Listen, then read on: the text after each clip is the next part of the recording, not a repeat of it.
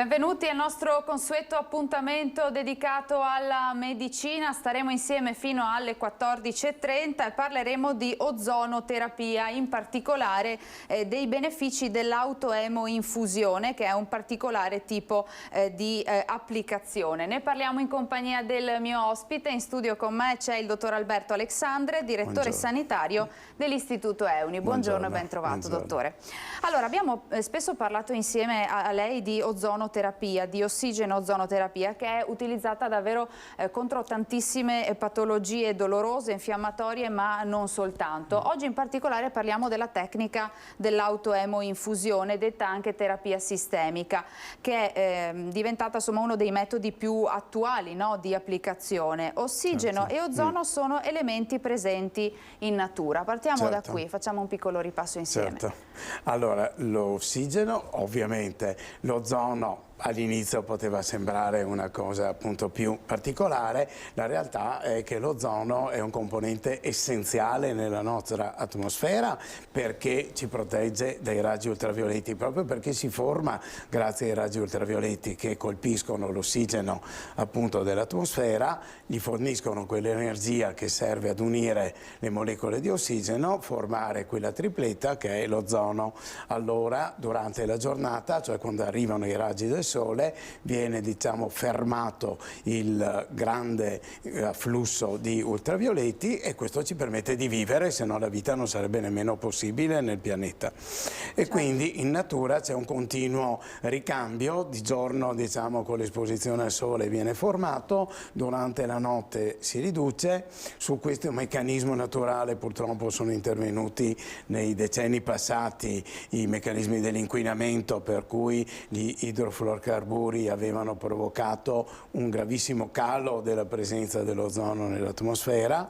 Poi gli accordi internazionali, per fortuna nell'ultimo decennio, hanno corretto il tiro ed hanno eliminato il famoso buco dell'ozono che provocava dei potenziali danni gravissimi. Certo. Senta, ossigeno-ozono che viene utilizzato anche in ambito medico e le tecniche di somministrazione sono molteplici, tra cui quella sistemica di cui parliamo quest'oggi, no? Questa sistemica ha preso negli ultimi anni un interesse molto speciale. Ovviamente, come tutte le applicazioni dell'ozono, anche questa esiste da 40 anni ormai, ecco, solo che non era, prima così ben codificata come procedura. Bisogna dire appunto che l'importanza dell'uso dell'ozono è sempre se è inquadrato in una metodica di applicazione rigorosa, ben codificata, ben attenta agli effetti. Con l'esperienza nei decenni si è imparato ad utilizzarlo bene anche nella somministrazione a vantaggio del sangue. Le applicazioni si sono rivelate estremamente utili, chiaramente le varie vie di applicazione dell'ozono sono specifiche per lo scopo che si vuole raggiungere e questa appunto si chiama terapia sistemica perché è una terapia che interessa l'intero organismo della persona. Certo, perché qual è il meccanismo d'azione dell'ozono nel corpo umano? Cioè perché diventa utile nel trattamento di alcune patologie? Allora, in generale per una varietà di patologie ovviamente l'organismo umano è fatto da meccanismi biochimici delle singole cellule che sono ovviamente uniformi nei vari organi, che noi parliamo del fegato, che parliamo della milza, che parliamo dell'intestino, che parliamo delle articolazioni. Le cellule vivono di un metabolismo che è analogo. L'efficacia dell'ozono è di poter intervenire nei processi infiammatori per correggere l'errore di metabolismo spostato verso l'acidosi, spostato verso la ossidazione. Paradosso, perché questo è un fortissimo ossidante, ma è proprio lì il suo meccanismo d'azione, il fatto che una calcolata somministrazione ben equilibrata di questo fortissimo ossidante provoca una reazione antiossidante molto vivace da parte di un corpo che magari era in una situazione di malattia cronica perché con tanti piccoli stimoli ossidanti non aveva avuto, no, aveva perso la capacità, la forza di reagire con vivacità. Gli si dà uno stimolo energico e si attivano bene le difese ed ecco che otteniamo la correzione. E magari è per questo che sembrava che una volta, diciamo, poteva essere criticato il fatto di dire ma allora serve per tutto eccetera. No, serve per le malattie che hanno questi meccanismi comuni di ossidazione esagerata, infiammazione cronica. Certo. Lei ha detto una calcolata somministrazione, Sì. perché deve essere ovviamente molto ben precisa. Equilibrata la dose di ozono che somministro rispetto alla caratteristica della persona, prima di tutto, il suo metabolismo, la specifica patologia che lo interessa e quindi tutto ben equilibrato. Per dare un'idea, esistono adesso dei test della capacità ossidativa dell'organismo e della capacità di reazione antiossidante dell'organismo, per cui io posso nel sangue della persona misurare prima quanta capacità c'è di reazione, quindi dare la dose in proporzione. Corretta. Ricordo ai nostri telespettatori da casa che siamo rigorosamente in diretta, potete dunque intervenire con le vostre domande, le vostre curiosità da porre al dottor Alberto Alexandre. Il numero è lo 0422 16 28 332. Allora, dottore, abbiamo detto appunto che il meccanismo d'azione è questo, ma quali sono le vie di somministrazione? Ce ne sono più di una? Ce ne sono appunto più di una, specificamente per quello che vogliamo raggiungere. Allora diciamo subito che in quello che è il mondo di cui si occupa il mio gruppo di lavoro, ovviamente in prima persona, il mondo delle malattie neuroortopediche o delle malattie degenerative di colonna vertebrale, dei nervi, le applicazioni saranno iniettive nelle sedi della patologia, quindi transmuscolari, articolari, andando nella colonna, intracolonna vertebrale, intradiscali, a lato della radice nervosa, nel forame dove la radice nervosa passa, e quindi queste sono applicazioni locali specifiche. Con iniezioni a seconda dei casi ecoguidate o sotto controllo radiografico, se devo entrare ovviamente nella colonna vertebrale, andare in un disco o l'apparecchiatura di radiologia che mi fa vedere precisamente, in modo che posso direzionare il mio lavoro alla precisione esatta millimetrica.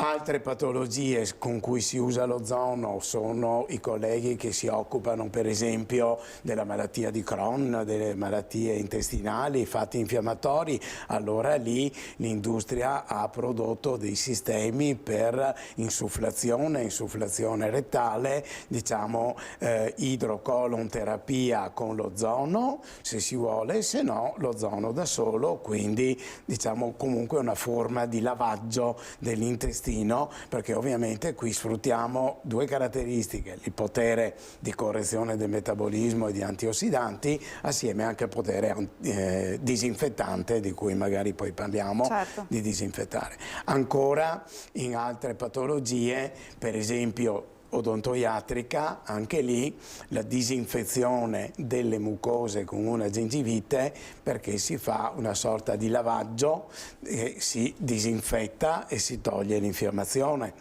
Quindi varie vie di somministrazione.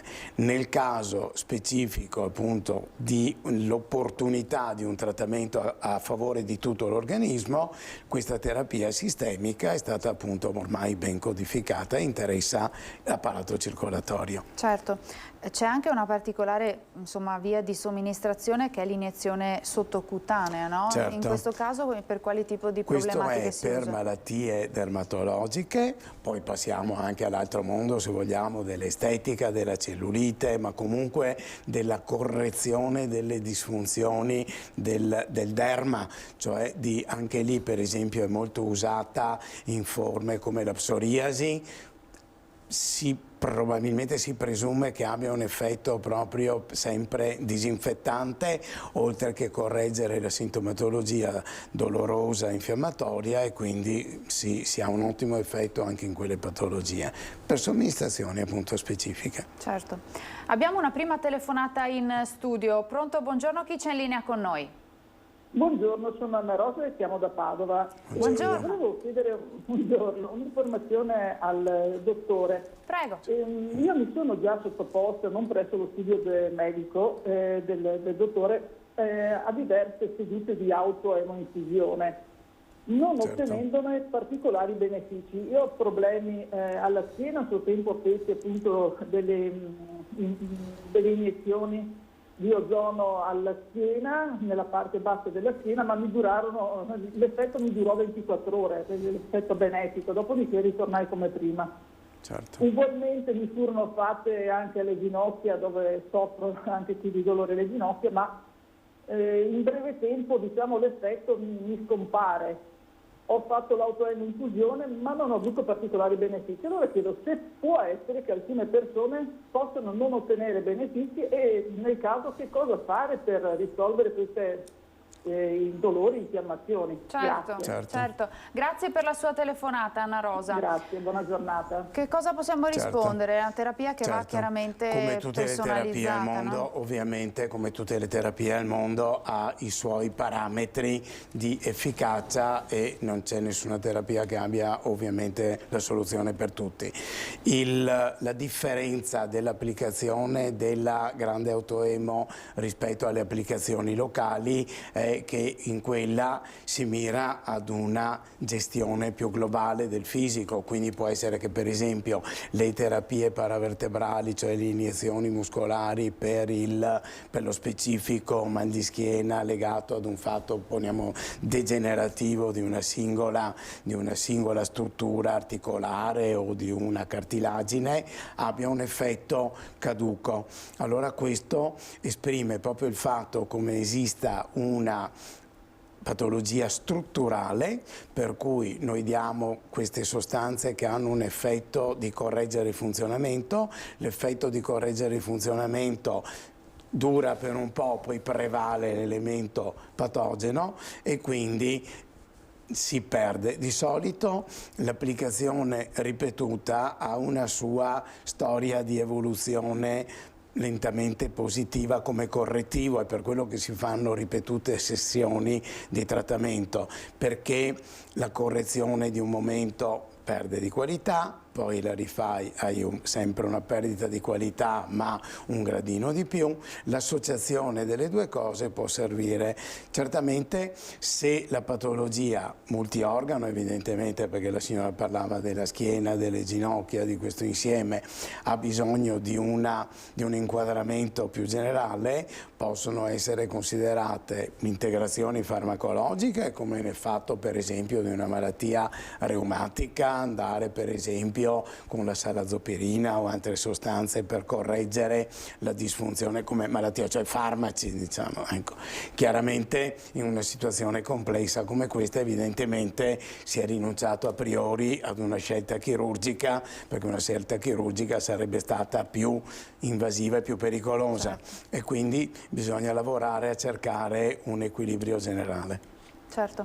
Per ad esempio i disturbi circolatori, quindi problemi di circolazione mani, braccia, gambe, che tipo di somministrazione si può utilizzare per esempio? Allora ci sono anche qui diverse applicazioni dove la grande autoemo ha una sua logica lavorando all'interno della circolazione, quindi nell'albero circolatorio andiamo a dare maggiore elasticità ai globuli rossi, perché diventano appunto più elastici, più plasmabili, circolano meglio nel microcircolo, maggiore affinità dell'ozono rispetto all'ossigeno, alla emoglobina, quindi maggior efficacia di metabolismo attivo rapido, e questo per lavorare dall'interno, diciamo, del microcircolo.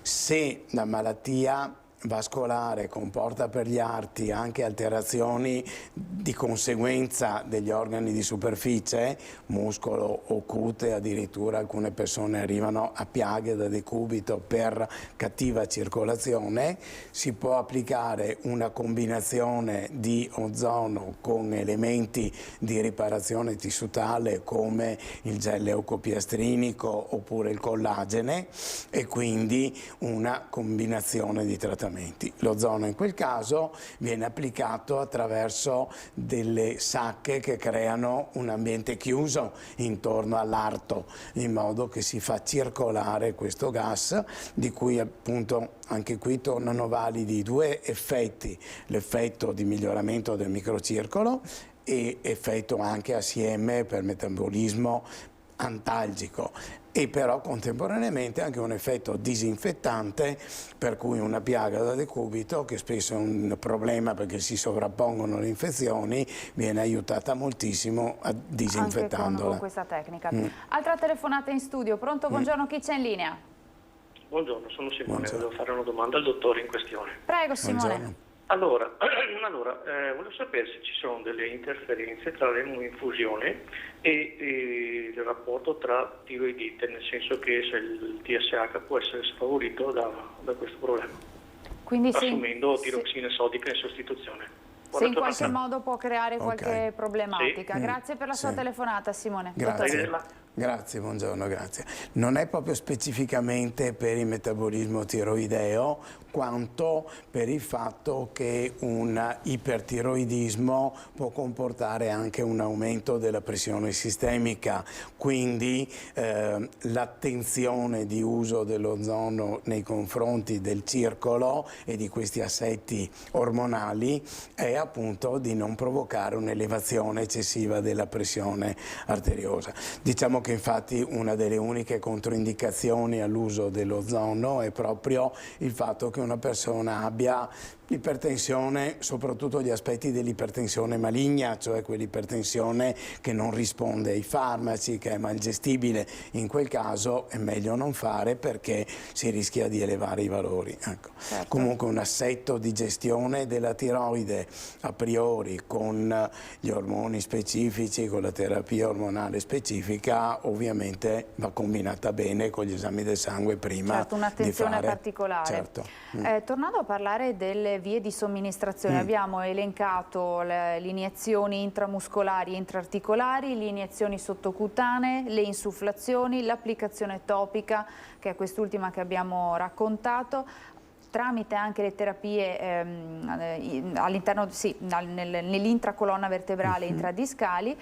Altra via di somministrazione è l'autoemoinfusione. Ci racconta cos'è e come funziona nello specifico? Questa appunto specifica grande autoemoterapia, terapia sistemica, si fa con un prelievo, chiaramente non posso iniettare il gas in circolo direttamente, e quindi si fa un prelievo di sangue in sacca o in boccia, cioè praticamente come se si facesse una trasfusione. Prelevo una quantità di sangue, di solito si prelevano 100-150 millilitri. In questa boccia viene iniettato l'ozono, appunto avendo stabilito i dosaggi che sono progressivamente a crescere nel corso dei cicli di terapia, e viene lasciato per qualche minuto l'interagire tra il sangue prelevato, che appunto è sangue venoso, e l'ozono. Si assiste in boccia ad una vera e propria ossigenazione, per cui il sangue diventa rosso più forte come il sangue arterioso.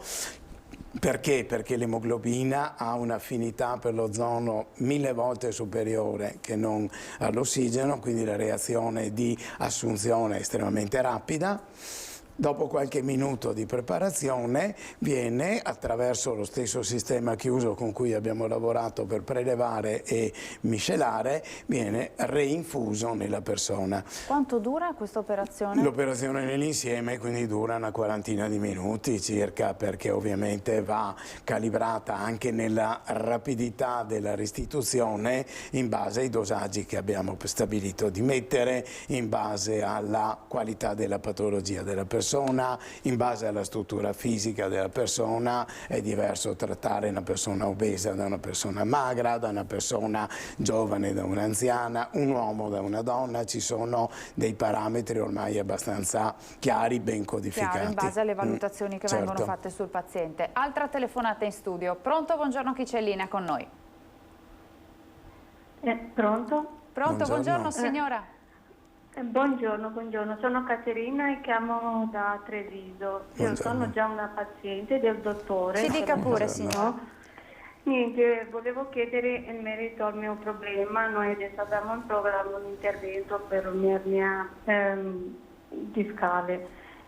Volevo chiedere se dopo, visto che ho il problema dei dischi disidratati da su a giù, cervicale, dorsale, anche lombare, se la terapia di ozono può essere utile. Può funzionare. Ecco, sì. E quanto potrebbe durare un ciclo di terapia come beneficio? Ecco. Grazie mille per la sua domanda, Caterina. Allora, riassumendo, dottore. Allora, qui la signora appunto ha presentato una situazione di discopatie degenerative plurilivello, plurime. Allora, questo purtroppo è una situazione che si è vista molto crescere in questi ultimi anni, perché è aumentata moltissimo l'età media delle persone, è modificata profondamente la tipologia della vita, lo stile di vita delle persone, per cui proprio la vita moderna, diciamo, comporta degli errori di carico nella colonna, le cartilagini si consumano con grande facilità e i muscoli lavorano meno, tutto l'insieme rende la struttura più instabile, più fragile. Le discopatie degenerative, come ci diceva la signora, possono essere per tantissimi livelli. Allora, in queste situazioni la terapia con l'ozono è una terapia dove cerchiamo di ridimensionare, correggere o togliere i sintomi, permettere alla persona quindi di attivarsi nel movimento, essere più dinamica, più scioltezza di movimento. Ci sono diversi tipi di aspetti da considerare. Allora c'è un recupero di scioltezza motoria che viene, diciamo, automatica con la cura, non ha bisogno della volontà della persona, le articolazioni si muovono meglio e quindi c'è più scioltezza. Sì.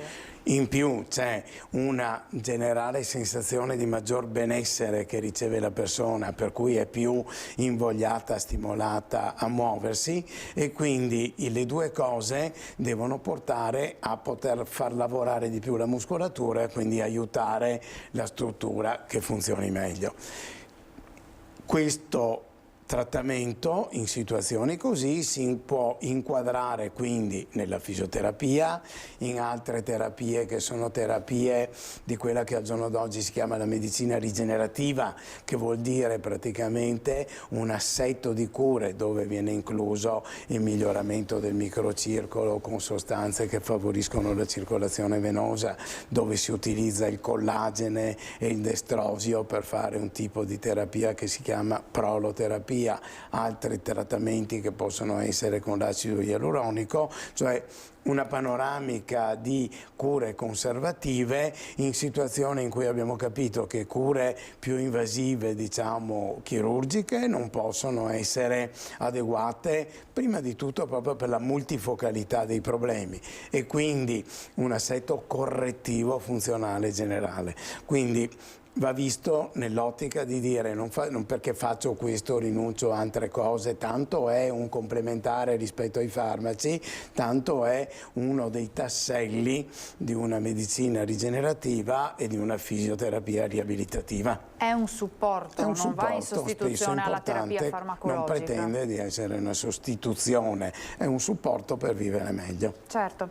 Abbiamo spiegato insomma come funziona il sistema dell'autoemoinfusione. Abbiamo detto un sistema chiuso in cui non c'è la manipolazione del sangue, che è un tema anche questo importante. Certo, sì, non è una manipolazione del sangue. È stato un argomento anche questo dibattuto all'inizio degli anni di esperienza di queste tecniche, cioè si era appunto presupposto di dire non deve essere una terapia che vada a essere una manipolazione del sangue. Chiaramente esistono delle leggi leggi ben precise sul fatto che il sangue non è manipolabile, non è modificabile per intervento esterno, medico o umano. E quindi l'analisi dettagliata è stata sottoposta al Ministero della Sanità, che appunto ha decretato con la massima chiarezza il fatto che, essendo che lavoriamo in un sistema a circuito chiuso dove esiste solo, diciamo, un arricchimento con l'ossigeno e con l'ozono, non è manipolazione del sangue. Mi esprimo un po' male. Sì. È come ossigenare il sangue praticamente? Diciamo che ossigenare il sangue molto di più, nel senso che, come dicevo, c'è un'affinità per l'ozono elevatissima e quindi i globuli rossi reagiscono con molta più vivacità. Soprattutto ossigenare il sangue ovviamente va bene perché porta a tutti gli organi dove la circolazione si distribuisce un miglior nutrimento.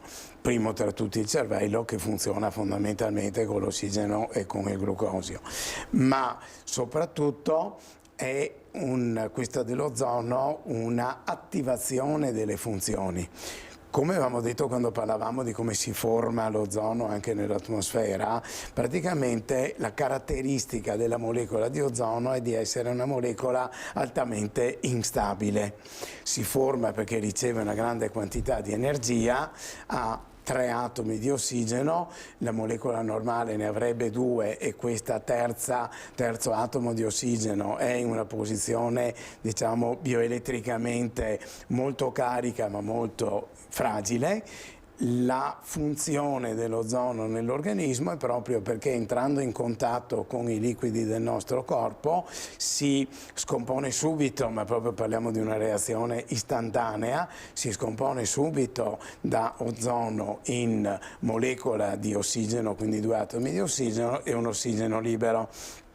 Questo ossigeno libero, con una fortissima carica, distribuendosi nell'organismo, attiva subito tutte le reazioni antiossidanti in maniera molto vivace e, circolando con il sangue, arriva nei vari organi. Quindi nei vari organi altrettanto si riproduce questa fortissima reazione biochimica e quindi è una sorta di sveglia alla difesa, di reazione energizzante che poi viene valorizzata per esempio nel sistema immunitario, quindi sia in circolo che nella milza, sia nel fegato, in quanto attivare tutte le funzioni protettive e positive del metabolismo epatico, altrettanto nel colon, cioè l'infusione ematica distribuisce in tutti gli organi questa reazione, quindi è molto di più che ossigenare, perché ossigeniamo e diamo un impulso di reazione energizzante. Chiaro, il sangue sì. attraversa e irrora tutto il nostro organismo, tutti gli organi, quindi tutti gli organi trovano beneficio. Certamente. Le leggo una domanda che ci è arrivata attraverso i social. Ci ha scritto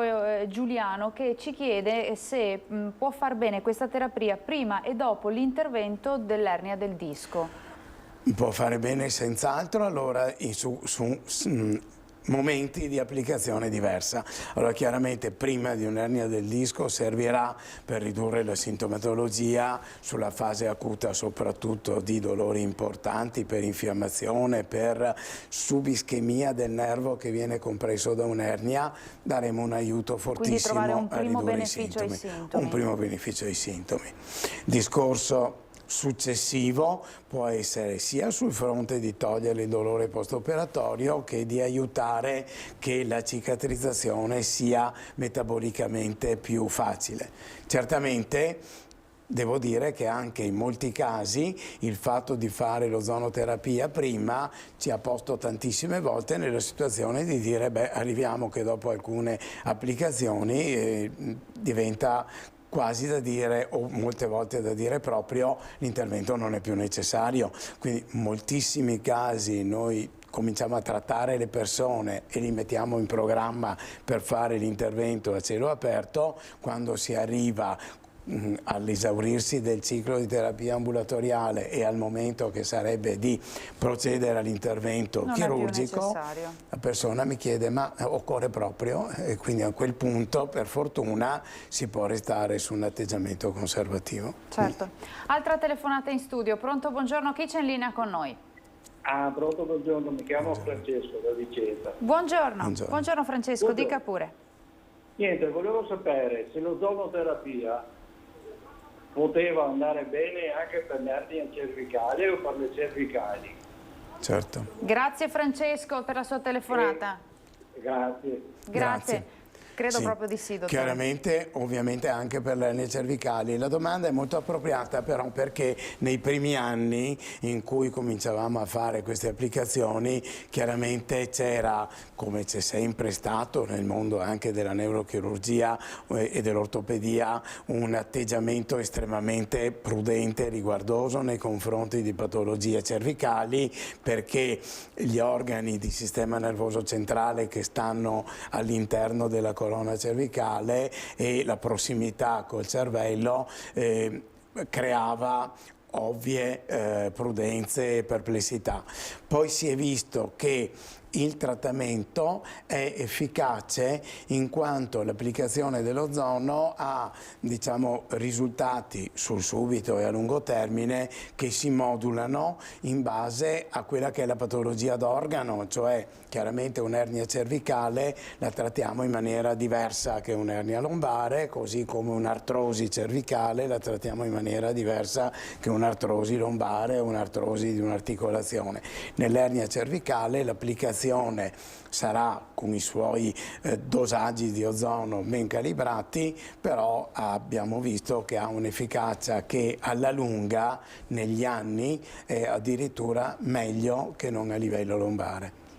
Altra Veramente. domanda che ci è arrivata da casa e poi andiamo in pubblicità, ci chiede una nostra telespettatrice e ci dice: mia mamma è affetta da Parkinson, secondo il dottore si potrebbe provare appunto anche delle sedute di ozonoterapia, cioè può essere utile anche per le patologie neurodegenerative questa tecnica? Sì, beh, qui il discorso è un po' differente, nel senso che qui diventa un vero, diciamo, supporto marginale, nel senso che la cura del Parkinson è la cura del Parkinson e per fortuna ha fatto grandissimi progressi negli ultimi anni.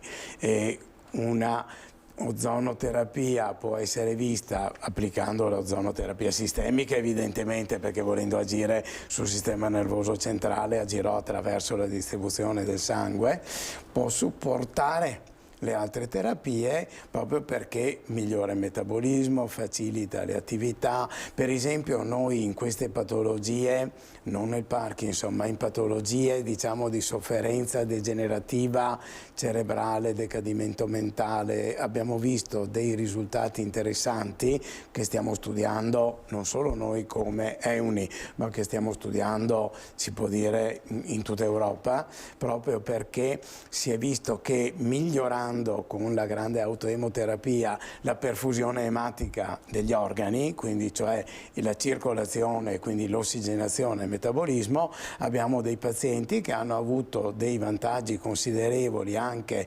sulla riduzione di attenzione, riduzione della memoria, quelle cose che sono segno di una iniziale magari ma ingravescente patologia degenerativa cerebrale. Certo. Alcuni pazienti che fanno questi trattamenti sono veramente entusiasti da non voler più smettere di fare questi trattamenti. Tanti sono i benefici. Sì. Allora abbiamo un'altra telefonata in studio. Pronto, buongiorno.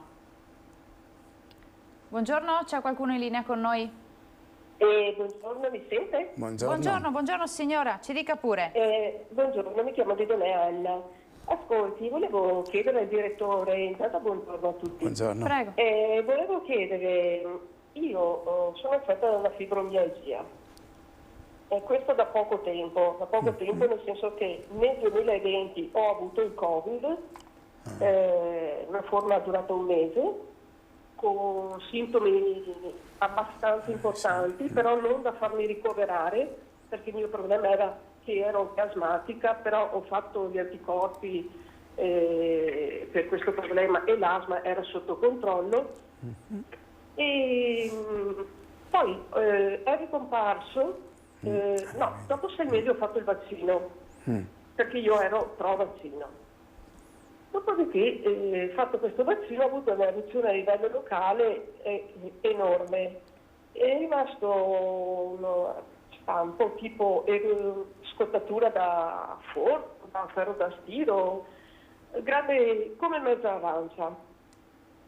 Questa mi è rimasta per 4-5 mesi.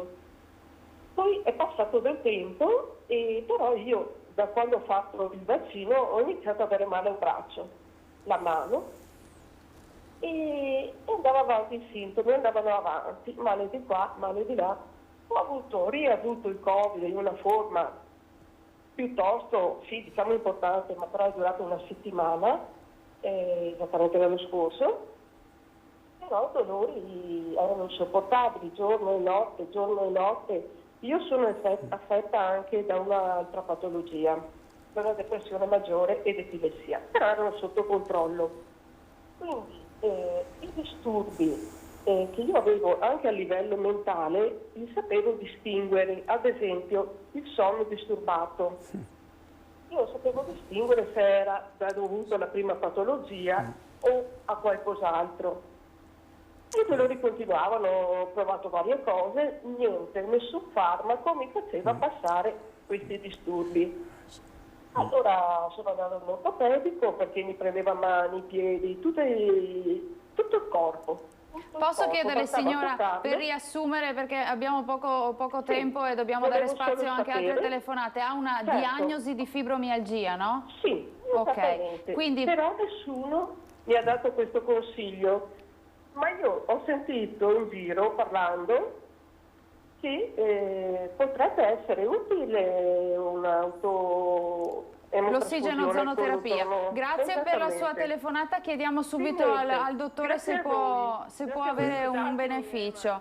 Intanto grazie, la fibromialgia signora, sì. è una patologia che un quadro estremamente complesso. È rappresentata da fortissimi dolori in tutto il corpo. La fibromialgia appunto è una patologia che ha fortissimi dolori e adesso applicazioni con l'ozono vengono effettuate proprio per iniezioni nei trigger point, in quanto, cioè nei punti di sensibilità muscolare, fasciale muscolare, che sono particolarmente, diciamo, dolenti, particolarmente accentuati nella patologia della fibromialgia. In più questi trattamenti di grande autoemoterapia si è visto che hanno dei vantaggi proprio per questo discorso di correzione della acidosi, correzione dell'intossicazione per via generale.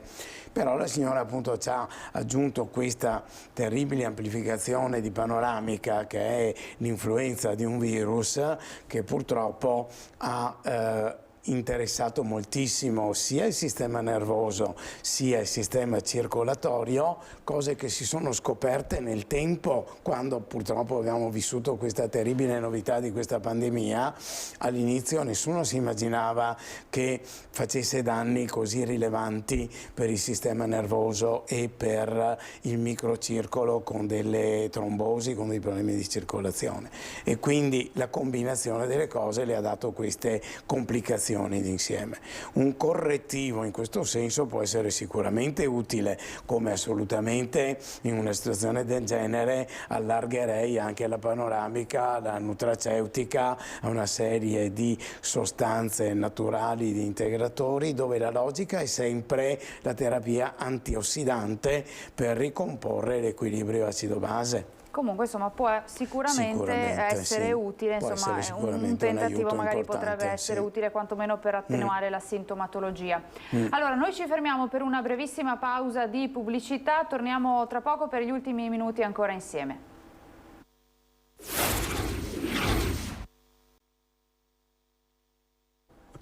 Rieccoci nuovamente in studio, ultima parte di Straordinaria a 3 insieme. Torniamo a parlare di ossigeno-ozonoterapia e in particolare delle virtù appunto di ossigeno-ozono e del trattamento tramite l'autoemo-infusione.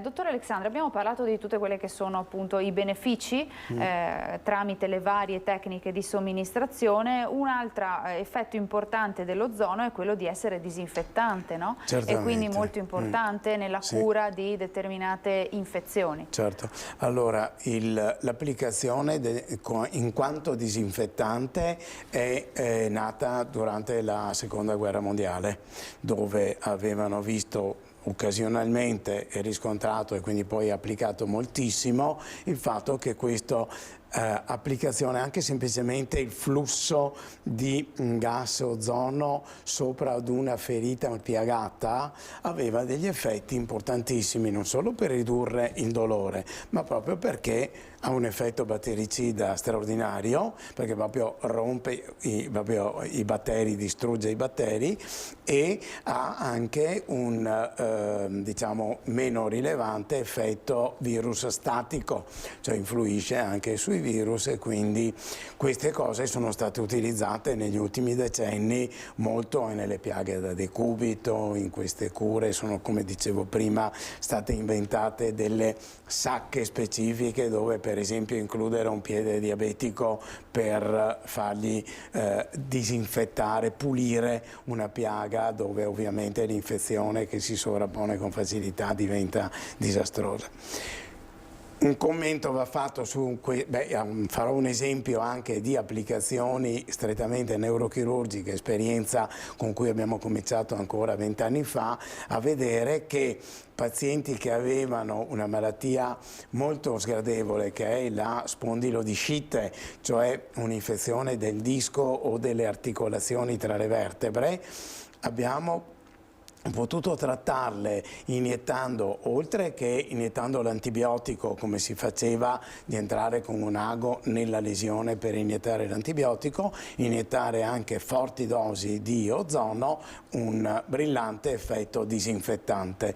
Quindi nelle patologie di spondilodisciti, di alterazioni intracolonna vertebrale, quindi in profondità, posizione pericolosa, posizione difficile, un'efficacia con una manualità diciamo piuttosto relativamente semplice rispetto alla gravità del problema, un correttivo molto buono. Certo.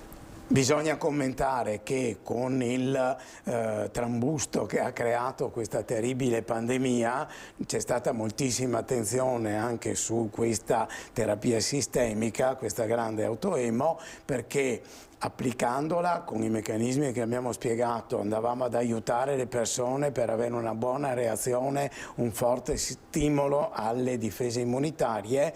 Chiaramente qualcuno è venuto da pensare che fossimo anche in grado di distruggere il virus iniettandolo rispetto a una persona che aveva il virus circolante. Certo. Chiaramente questa è una visione un po' ottimistica, se vogliamo, ecco, magari, una bella insomma, speranza. avesse la possibilità sì. di Comunque, distruggere diciamo, il virus. Sì, ecco, l'importante è l'effetto disinfettante per le piaghe, certo, per le malattie d'organo, come può essere una articolazione che presenti una forma infettiva, come succedono purtroppo le infezioni articolari, certo, e quindi in quel senso lì un forte aiuto. Diamo spazio all'ultima telefonata di questa puntata. Pronto, buongiorno, chi c'è in linea con noi? Pronto, buongiorno? Sono sempre Stefani. Buongiorno, buongiorno, è in diretta, ci dica pure. No, avevo appena chiamato. Sì, è in diretta, sta parlando con lo studio, può fare una domanda al dottore, prego. Dottore, io ho un nervio a disco alla quarta, quinta vertebra, sì, però mi viene giù, il male è giù per la gamba. Cosa posso fare per migliorare? Grazie per la sua domanda, grazie dottore. Certamente il dolore gli va nella gamba perché evidentemente l'ernia discale, cioè il frammento di disco che si è rotto, che si è spostato, comprime il nervo, provoca sul nervo una mancanza di afflusso di sangue, diciamo appunto una ischemia relativa, e quindi la prima reazione del dolore è il campanello d'allarme, diciamo, che il nervo manda al cervello per indicare appunto la disfunzione. Quindi chiaramente in queste situazioni, a seconda della forma della patologia, vedere se è l'ernia da sola, se c'è dell'artrosi o altre cose, ma in linea di massima il trattamento con l'ozono in questi casi è un trattamento proprio intradiscale, si dice, cioè di andare con una piccola sonda direttamente dentro all'ernia per iniettare una forte dose di ozono in sede. Questo si fa come diciamo un microintervento, chirurgia minimamente invasiva, si può fare in ricovero di giornata, quindi basta che l'anestesista faccia una sedazione parziale, non occorre nemmeno un'anestesia generale, e si può fare questa rapida disidratazione dell'ernia discale, contemporaneamente questo rapido lavoro di recupero dell'ossigenazione e del nutrimento sulla radice nervosa, quindi si correggono i due elementi in gioco, il tessuto discale rotto e il nervo compresso, e quindi questo spessissimo ormai è quello che sostituisce la chirurgia aperta, diciamo ormai di un tempo. Ultima manciata di secondi in chiusura, dottore, per ricordare quanto sia importante che l'ossigenozonoterapia venga praticata da professionisti qualificati, riconosciuti in un ambiente sicuro, pronti anche insomma a far fronte alle eventuali complicazioni.